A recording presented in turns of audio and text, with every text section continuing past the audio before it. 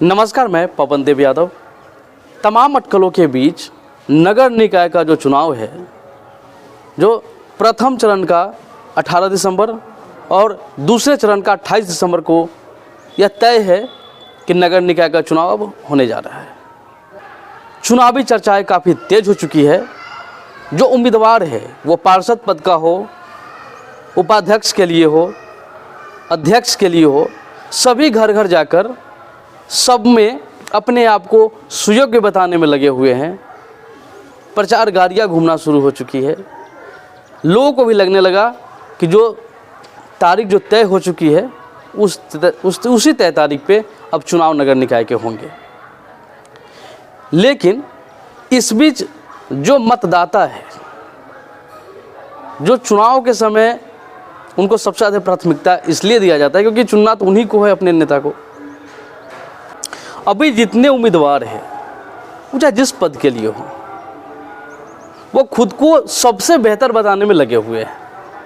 आप उनका आप जो प्रचार का जो उनका एक हैंडबिल है, आप जब उसको देखिएगा तो संघर्षशील, जुझारू, कर्मठ, सुयोग्य, शिक्षित और और कुछ छूट गया होगा तो ठीक है, लेकिन इन सब बात आप उस हैंडबिल पे ज़रूर लिखे हुए पाएंगे।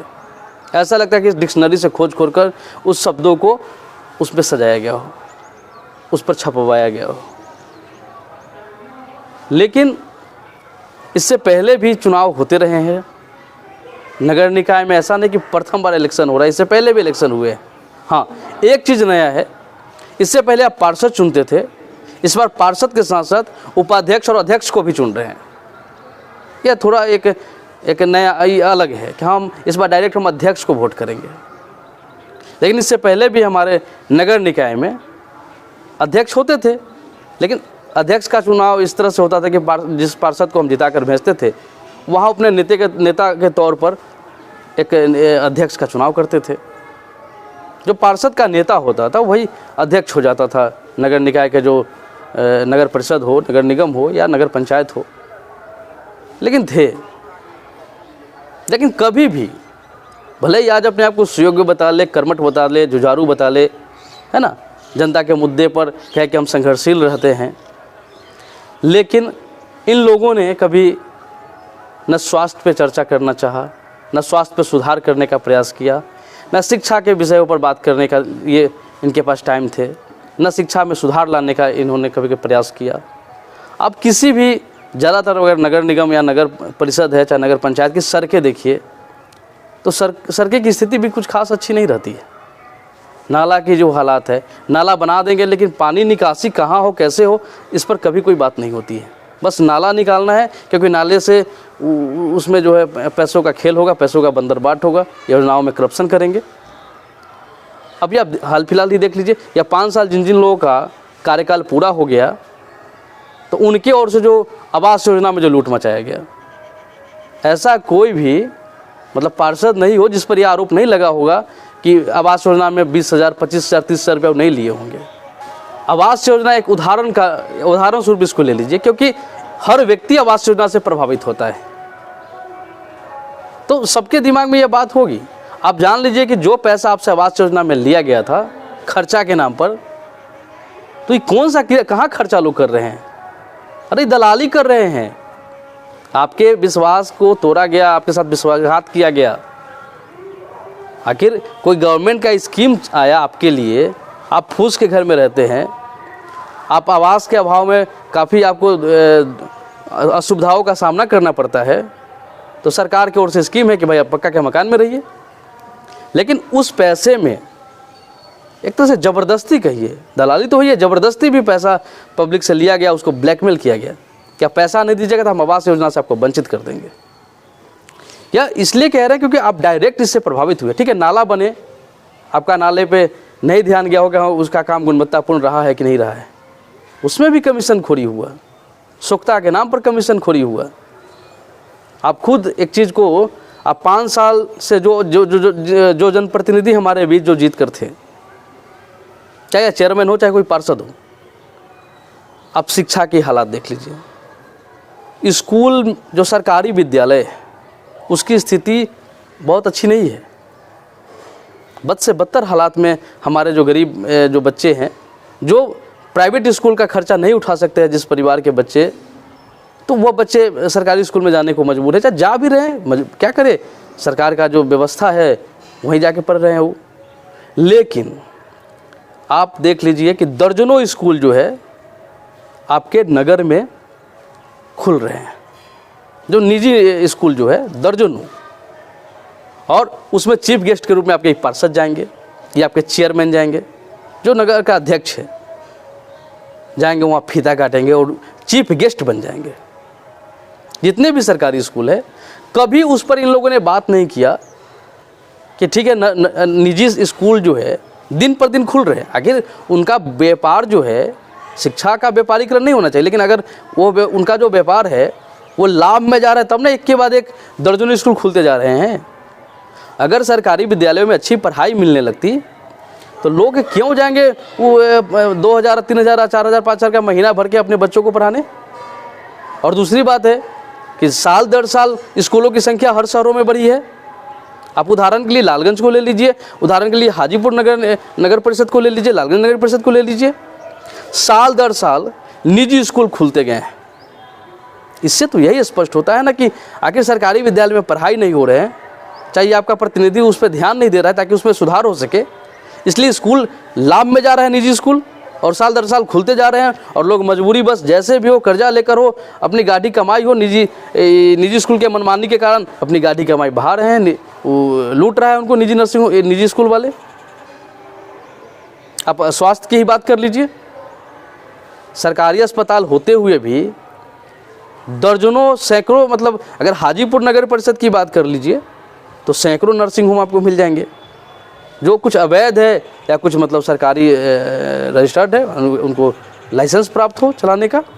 आप लालगंज को ही ले लीजिए, लालगंज में भी आपको दर्जनों अवैध मिल जाएंगे नर्सिंग होम, कुछ हो अपना मान्यता प्राप्त करके कुछ चला रहे होंगे। लेकिन अस्पताल जो है, हमारा अस्पताल जो है, गरीब का जो अस्पताल है, आम जनता का जो अस्पताल है, उस पर तो कभी इन्होंने सवाल नहीं उठाया होगा। लेकिन हाँ, फीता काटने जरूर पहुंच जाएंगे।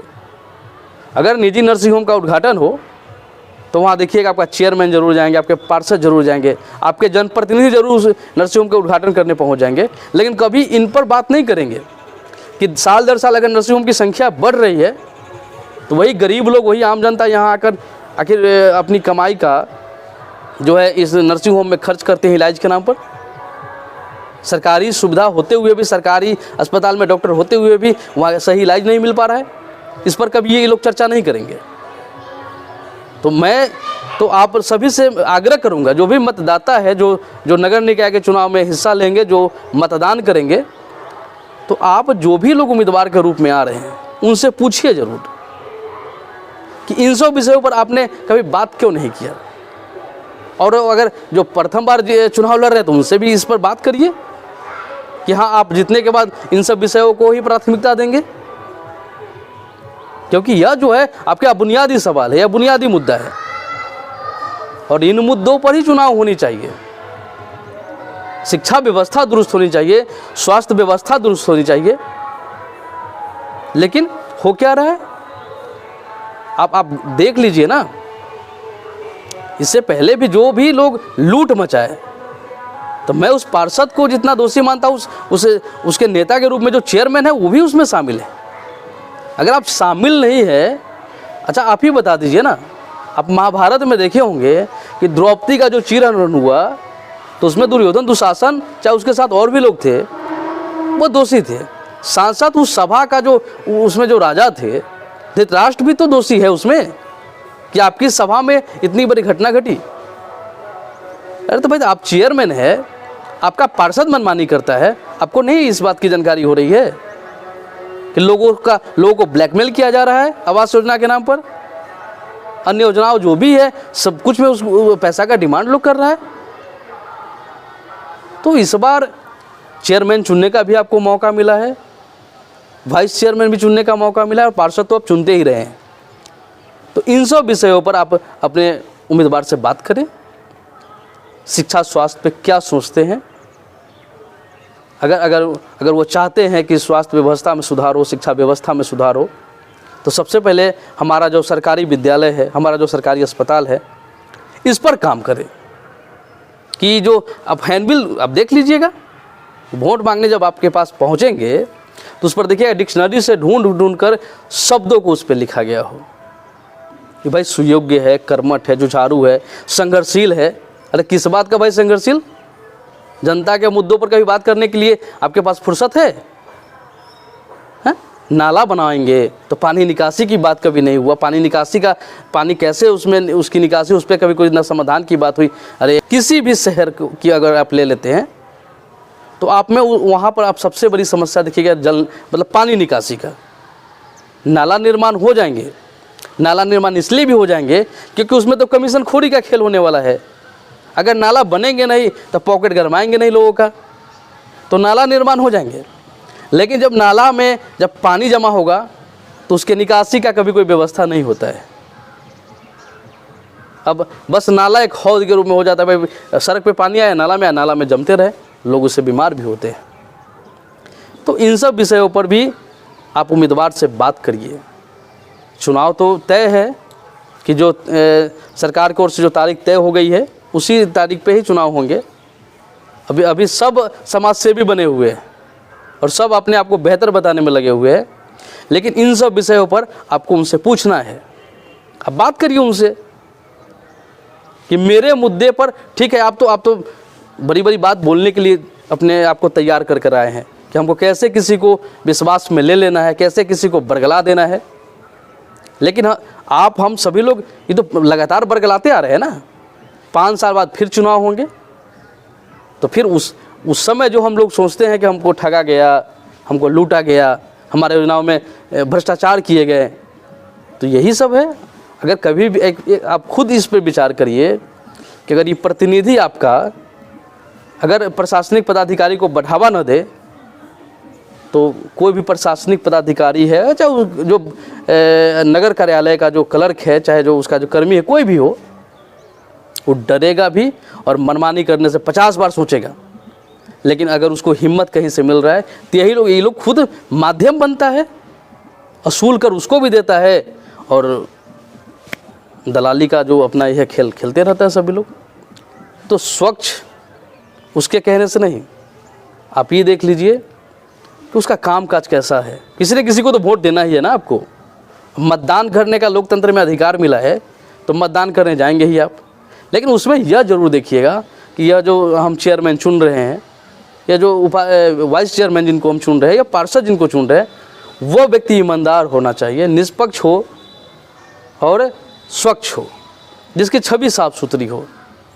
भरोसा तो किसी न किसी पे करना है, लेकिन जिन लोगों ने ठगा है, जिन लोगों ने विश्वास को तोड़ा है, जिनको मौका दिया है हमने 5 साल का, उन्होंने जमकर करप्शन और भ्रष्टाचार किए हमारे योजनाओं में।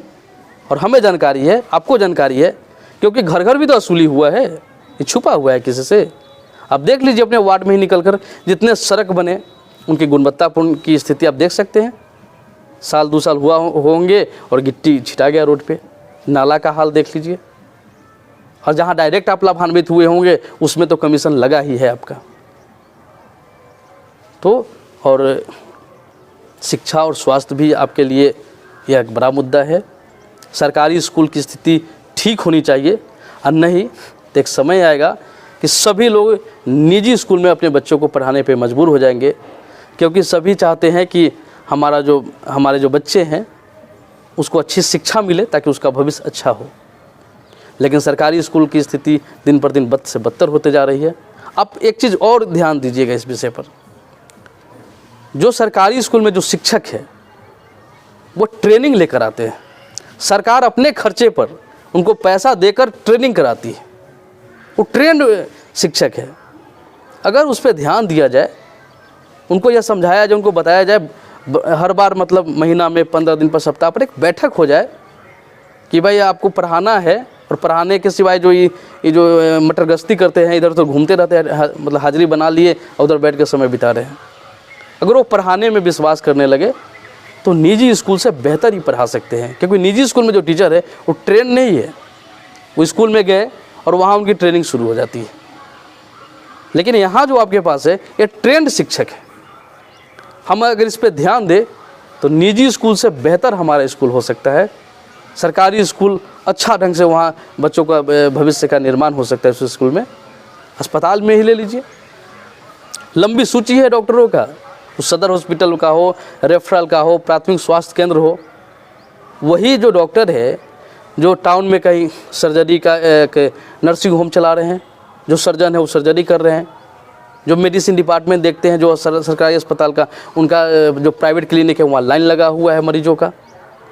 तो कारण यही है कि ये जो डॉक्टर है ये सरकारी अस्पताल में इलाज करना नहीं चाह रहे हैं, वहाँ समय नहीं देते हैं।